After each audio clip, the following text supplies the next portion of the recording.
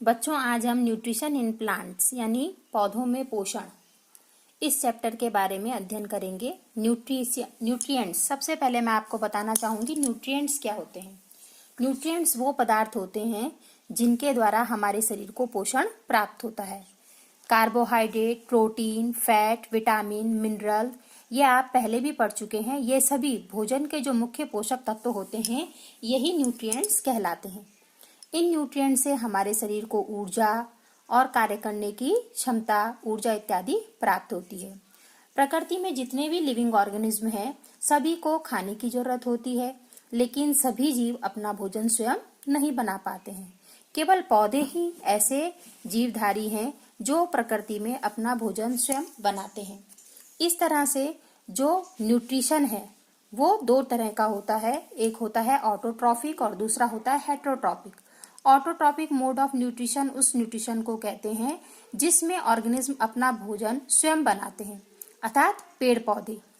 और दूसरे टाइप का न्यूट्रिशन वह होता है जिसमें जीवधारी अपना भोजन दूसरे से प्राप्त करते हैं, चाहे वो पौधे हों या जानवर। उसको कहते हैं हेटेरोट्रॉपिक मोड ऑफ न्यूट्रिशन। आओ अब हम यह समझते हैं कि पौधे किस प्रकार अपना भोजन स्वयं बनाते हैं। उस प्रोसेस को क्या कहते हैं? यह प्रोसेस फोटोसिंथेसिस कहलाता है, यानी प्रकाश संश्लेषण। इन प्रकाश संश्लेषण की चीजों को समझने के लिए सबसे पहले सेल के स्ट्रक्चर को समझना पड़ेगा। जिस प्रकार एक बिल्डिंग छोटी छोटी ईंटों से मिलकर बनती है, उसी प्रकार हमारा शरीर भी छोटी छोटी कोशिकाओं से मिलकर बनता है। यहाँ पर आप चित्र में भी देख रहे होंगे, जो ये छोटी छोटी सेल्स हैं, जो आउटर कवरिंग है, जो सबसे बाहर की लेयर है, उसे सेल मेम्ब्रेन कहते हैं। बीच का जो राउंडेड स्ट्रक्चर है यह न्यूक्लियस यानी केंद्रक कहलाता है, और इसके अंदर जो तरल पदार्थ है यह साइटोप्लाज्म या कोशिका द्रव्य कहलाता है। इसी प्रकार हमारा शरीर भी इन छोटी छोटी कोशिकाओं से मिलकर बना हुआ है। पत्तियों की सतह पर छोटे छोटे छेद होते हैं। इन छेदों की सहायता से, जिन्हें स्टोमेटा कहा जाता है, इन छेदों की सहायता से, या छोटे छोटे छेद होते हैं, इनकी सहायता से पौधे कार्बन डाइऑक्साइड वातावरण से लेते हैं, सनलाइट सूरज से, और रूट से वह खनिज लवण और पानी एब्जॉर्ब करते हैं। इन चार चीजों की मदद से, जो इस डायग्राम में आप देख रहे होंगे, सनलाइट पौधे ने लिया सन से, कार्बन डाइऑक्साइड एटमॉस्फेयर से, और क्लोरोफिल जो उसकी ग्रीन पत्तियों में होता है, जड़ों से वह पानी और खनिज पदार्थ, वाटर एंड मिनरल इनटेक करता है। इन चार चीजों के मिलने से ही वह अपना भोजन बना पाता है, और यह प्रक्रिया फोटोसिंथेसिस कहलाती है। इसे रिएक्शन के रूप में इस तरह से लिखा जाएगा बच्चों, carbon dioxide plus water, sunlight और क्लोरोफिल की उपस्थिति में कार्बोहाइड्रेट बनेगा और ऑक्सीजन गैस रिलीज आउट होगी। ये गैस कहाँ से निकलेगी? वो छोटे छोटे छिद्र जो स्टोमेटा कहा जाता है, यहाँ पे स्टोमेटा का चित्र भी दिखाया गया है।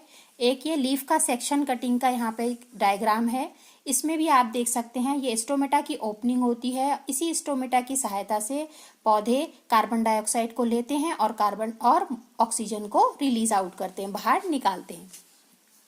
इस तरह से ये फोटोसिंथेसिस की प्रोसेस पूरी होती है और उनका फूड यानी कार्बोहाइड्रेट बन जाता है। अब इसमें एक एक्टिविटी भी दिखाई गई है कि अगर हम दो पॉटेड प्लांट लेते हैं, उनमें से एक को डार्क में यानी 72 आवर्स के लिए अंधेरे कमरे में रख देते हैं जहां सनलाइट बिल्कुल नहीं आती है, और फिर 72 आवर के बाद हम उसका आयोडीन टेस्ट करते हैं। तो जो हमने लाइट में रखा था प्लांट और जो अंधेरे में रखा था, दोनों का अगर हम रिजल्ट करते हैं तो now leave the pot which was earlier kept in dark, जो हमने डार्क में रखा था, 3-4 दिन के बाद जब हम उसका आयोडीन टेस्ट करते हैं तो हम अपने ऑब्जर्वेशन में देखते हैं कहीं कहीं पे पैचेस बन जाते हैं। तो जहां पर पैचेस बने हैं यानी वहां पर क्लोरोफिल था और वहां पर फूड की प्रेजेंस हुई, यानी वहां पर भोजन बना। आपने पानी में भी देखा होगा, पानी में लंबे लंबे धागे जैसे हरी हरी घास जैसी लहराती रहती है, काई जिसे हम बोलते हैं, उसको साइंस की भाषा में एल्गी कहा जाता है। इन एल्गी में भी क्लोरोफिल होते हैं और यह भी अपना भोजन बनाता है, यह भी फोटोसिंथेसिस करता है।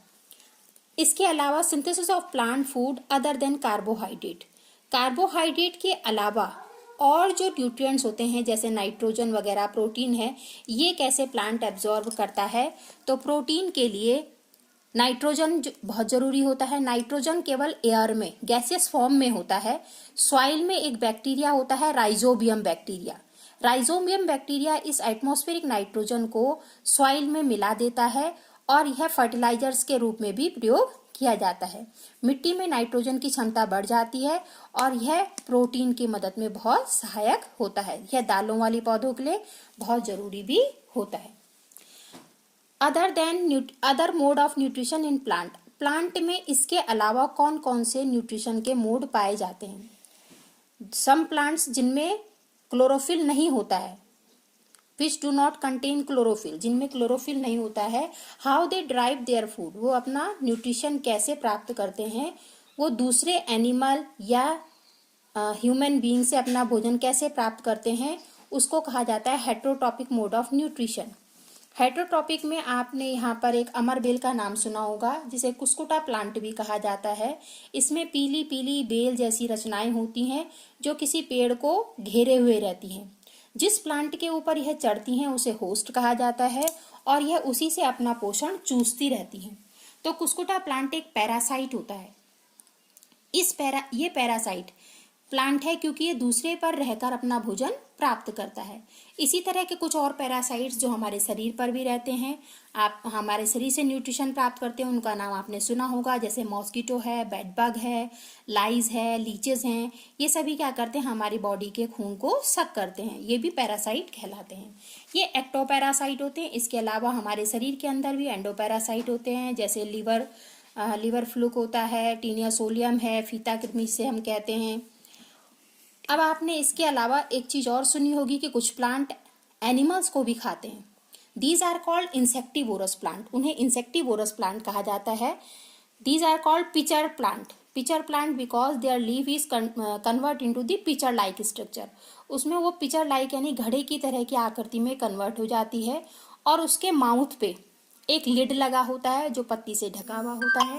उसके अंदर हेयर लाइक आउटग्रोथ होती है। जैसे ही इंसेक्ट उसमें आते हैं वो इंसेक्ट को ट्रैप कर लेता है और फिर उसका लिड बंद हो जाता है।